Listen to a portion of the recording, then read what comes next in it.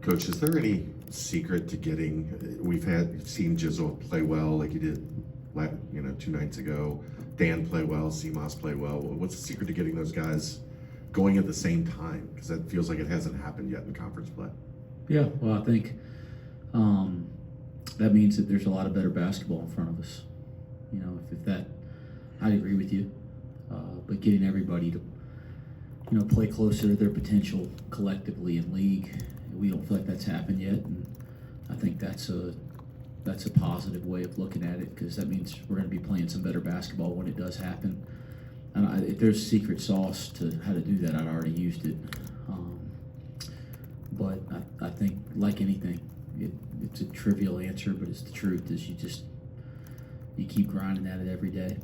You keep coming in here to work, and the good thing is we had a stretch there where it didn't feel like anybody was playing very well. Now you're starting to see some guys break out and look like themselves again. We just got to keep on keeping on. And I think I was disappointed, as you guys know, with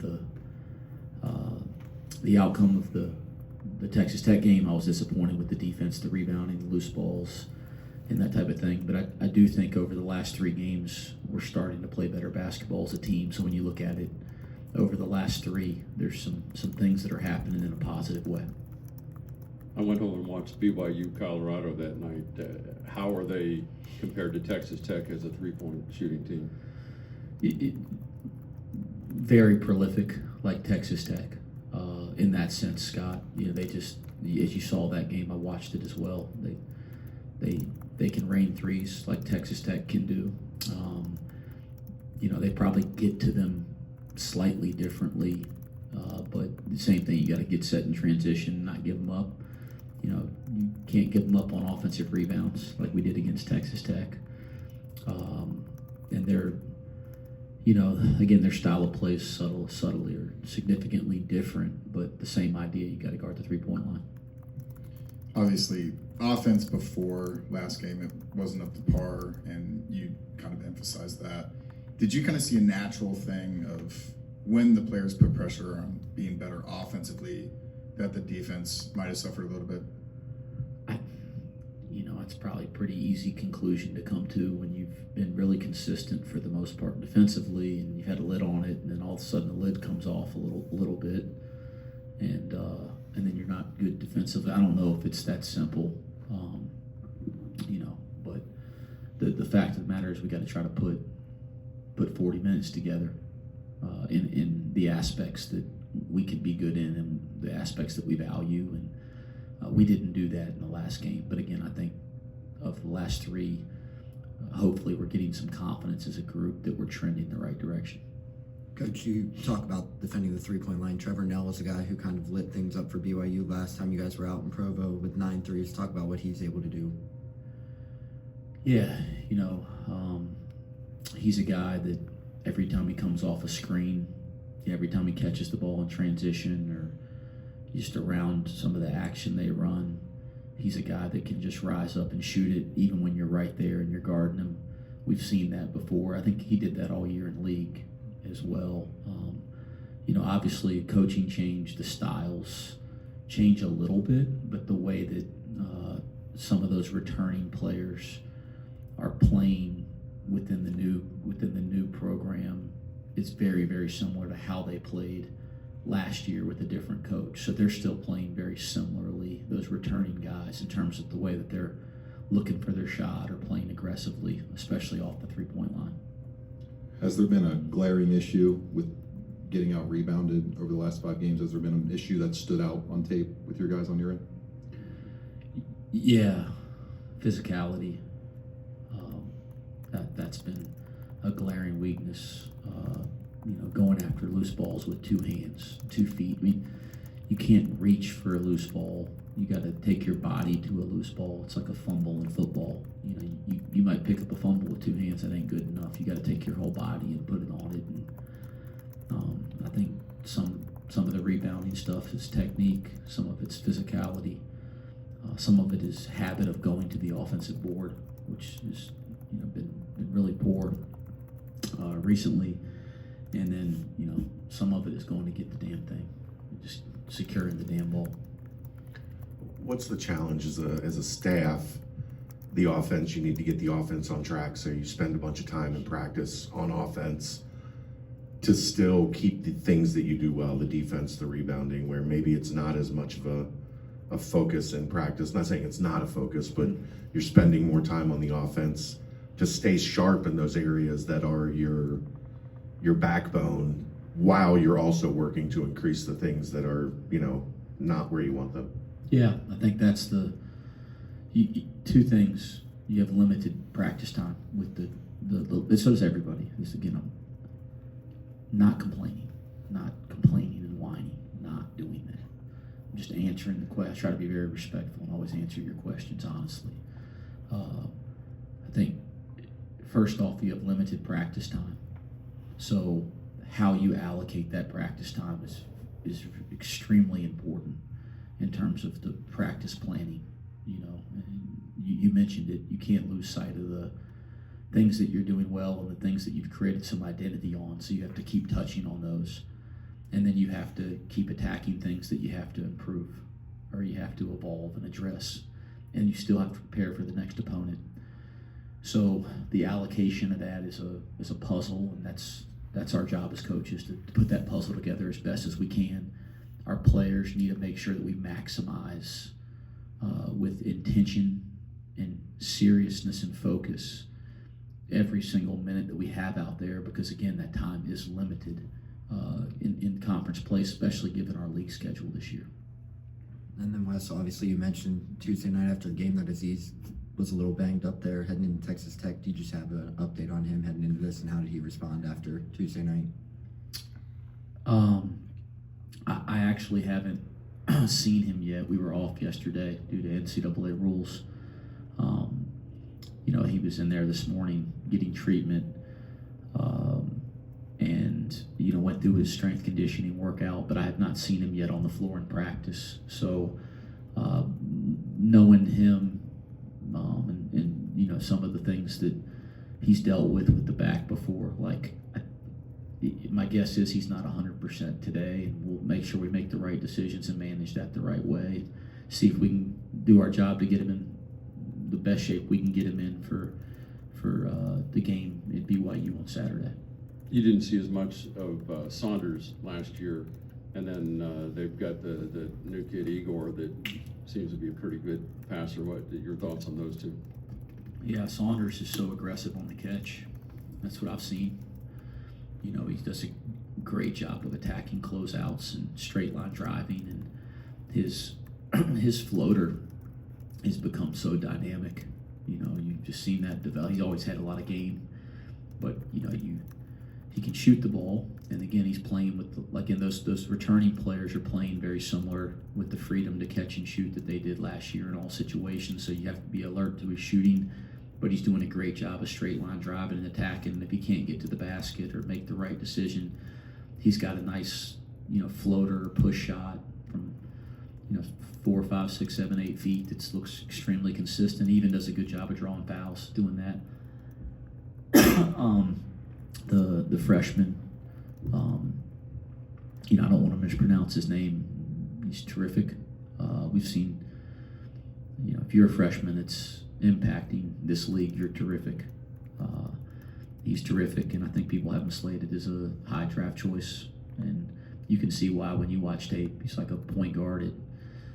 I haven't seen him in person, but it looks like he's got great size, 6'8", 6'9", 6'10", something like that. And just a really seasoned player. He's already played EuroLeague basketball and all that kind of stuff. So he's a very, very good player and does a really good job of facilitating offense in the pick and roll for their team. Can you kind of explain, going back to the practice question, the allotment of practice that you guys have in a certain time frame and kind of how it's changed over the years?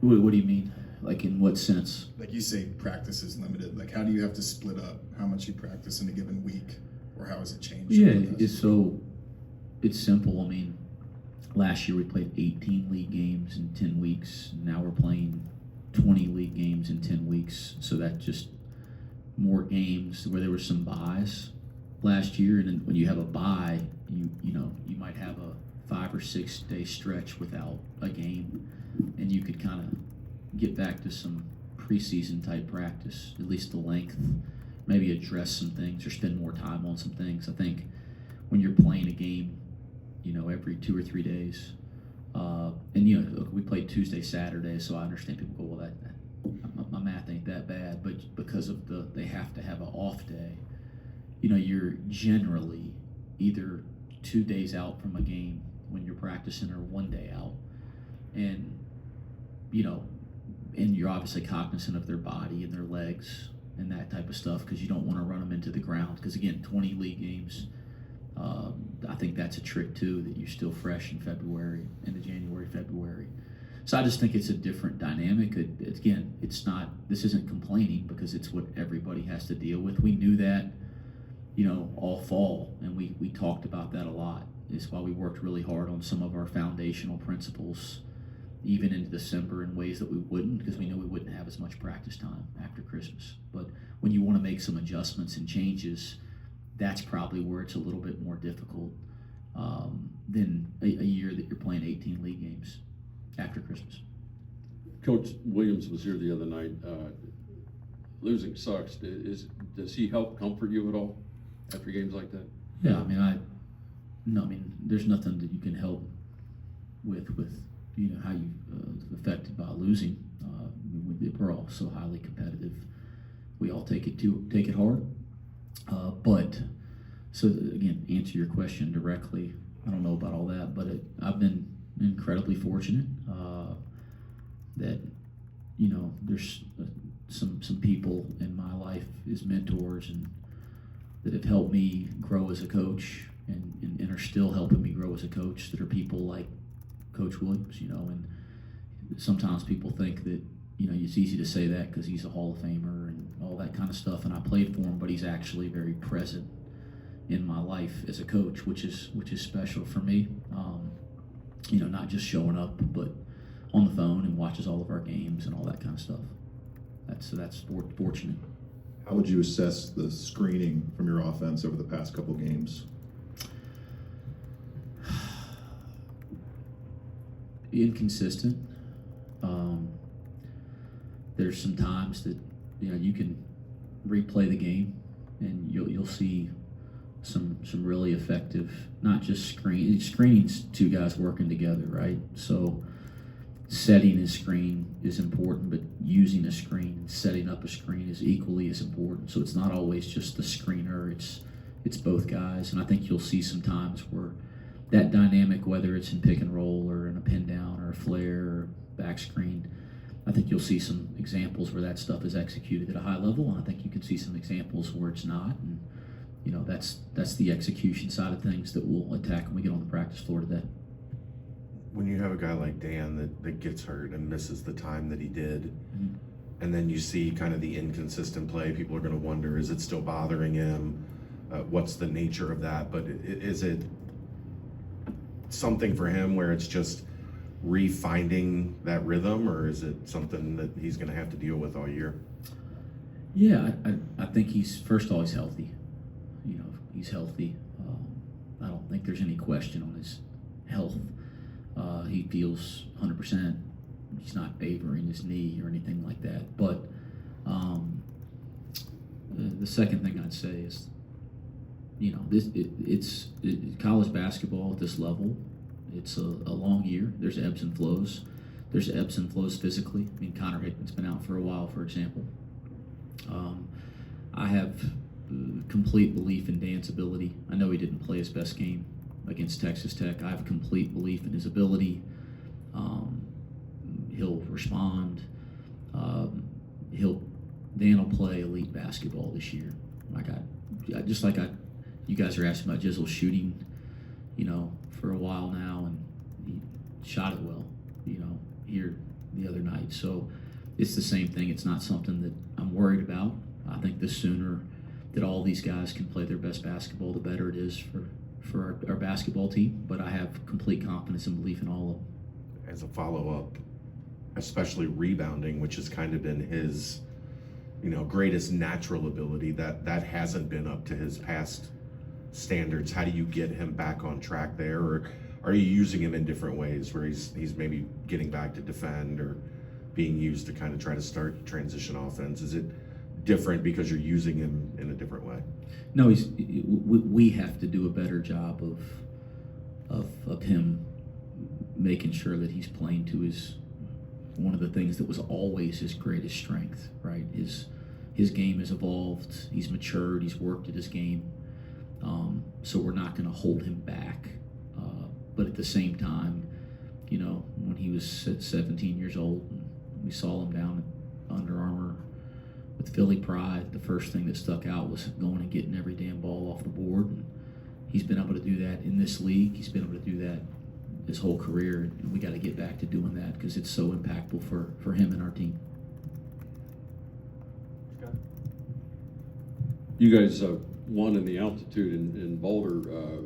Mike Rayfeld, I assume, has done some things to prepare you guys for the 2 Utah games.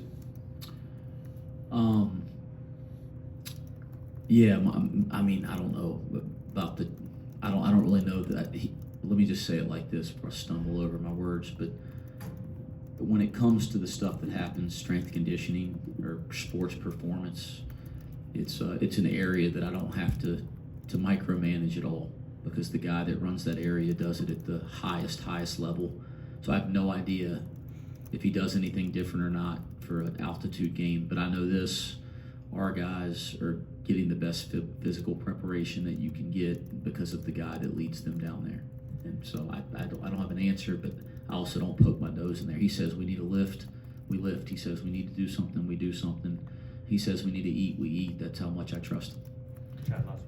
The 2-game trip, what are the challenges of that? I've talked to a lot of coaches about it. They say that second one is harder because it's not in your normal routine. Like, you're going to be in your routine for Utah. You fly out tomorrow. It's late, so maybe a little different during the day. But what are the challenges of being gone for 5 days and squeezing 2 games in? I don't know. We haven't experienced it before, but I was listening to Mick's press conference the other day, but he said it's a lot easier going west. So I'm hoping that wasn't like rhetoric, that was accurate. So maybe it'll be easier going out west. But I don't know, guys. As I have more experience doing that kind of thing, I could probably answer the question better. I don't want to give you hot air.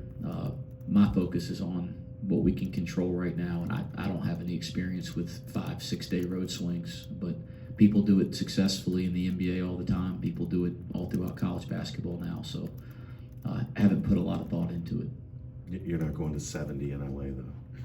Yeah, he did say that. Yeah. My guess is Salt Lake and Provo is a little colder in LA. All right, thank you. Thanks so much.